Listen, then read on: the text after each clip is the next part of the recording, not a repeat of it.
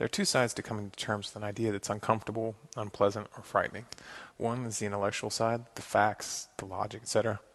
The other is the emotional side. I'm making this video to address a few of the basic mathematical foundations for what I believe will be the greatest collapse in history. This video is a precursor and, in fact, a prerequisite for my next video, which will be attempting to get the message across on a more emotional level.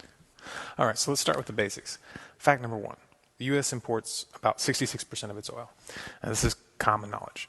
Fact number two, 70% of that oil is used for transportation. Also common knowledge. Fact number three, the U.S. dollar is not backed by anything physical. It's backed by debt originating from the issuance of bonds. Fact number four, the U.S. debt, currently over $14 trillion, but growing, cannot be paid back. And the rest of the world knows this. Fact number five, oil is currently only sold on the global market in U.S. dollars, and this is due to a set of agreements between the U.S. and OPEC. However, this doesn't just affect OPEC. When Canada buys oil, they buy it in dollars. When France buys oil, they buy it in dollars. This particular situation is often referred to as the petrodollar status. Fact number six, the necessity to have dollars in order to purchase oil in the global market creates the demand for the dollar. And for anybody who would like to dispute this, please refer to fact number three. Fact number seven, the value of the dollar is directly tied to the demand for the dollar. Supply and demand, basic economics. The obvious conclusion is the petrodollar status, which holds up the value of the dollar. Fact number eight, China and Russia just recently agreed to stop using the dollar in all their bilateral trade. This includes oil. Now, when Saddam Hussein did the same thing, we invaded Iraq. But we can't invade China or Russia. Now, all the facts that I've outlined here are simple, publicly accessible, verifiable. I'm not going to hold everybody's hand and take them out there to do their research. If you want to contest one of these specific ideas, you actually need to do the research yourself. Now, the following are the conclusions that I draw from these facts.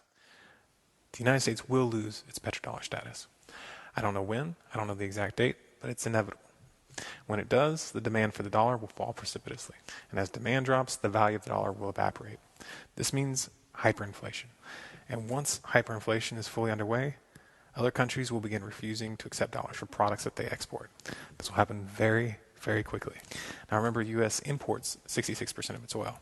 And that oil is not going to keep coming in if exporters no longer accept U.S. dollars. And remember, we established 70% of all domestic oil consumption is used for transportation. So if you subtract that 66% from the 70%, you're left with about 4% left for transport in general. Now, it's important to realize that when we say transport, it includes 18-wheelers and all sorts of supply chain transportation, which make up a considerable part of that 70%.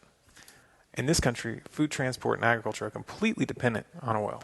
And obviously, you can't cut out food transport without causing starvation. Logical conclusion, you're not going to be able to get gasoline to drive your car. Nobody is. However, even cutting back all individual car usage to zero will not be enough to prevent catastrophe. And here's why. Agriculture, as we currently practice it in the U.S., is completely dependent on a constant stream of inputs which require transportation, especially the animal industry. Take, for instance, a chicken farm. The farm normally gets deliveries of corn or other feedstocks on a regular basis. Almost no farms grow both the feed and raise the animals.